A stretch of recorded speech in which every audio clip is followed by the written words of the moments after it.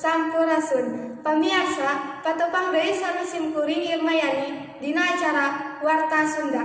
Dina acara ieu, simkuring bade ngadugikeun sababaraha warta ngeunaan banjir bandang anu aya di Kabupaten Garut. Supados leuwih jentre, hayu urang tingali sasarengan wartana. Banjir ngalanda wewengkon Kabupaten Garut ayeuna mulai ngaageungan. Salitna ngakibatkeun karuksakan di 7 kacamatan nu aya di Kabupaten Garut. Bencana banjir eta ngarenggut jiwa dugi ka 20 genep urang. Di antawisna 23 urang deui nu teu acan kapendak.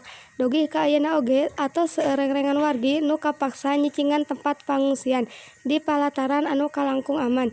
Supados leuwih merhatikeun kabersihan sapertos teu kengi micet sampah papaduan ka cai. Pamiarsa, sakieu bae warta anu tiasa dipidamkeun dina danget ieu, simkuring Irmayani, amit mundur amit mungkur. Wassalamualaikum warahmatullahi wabarakatuh.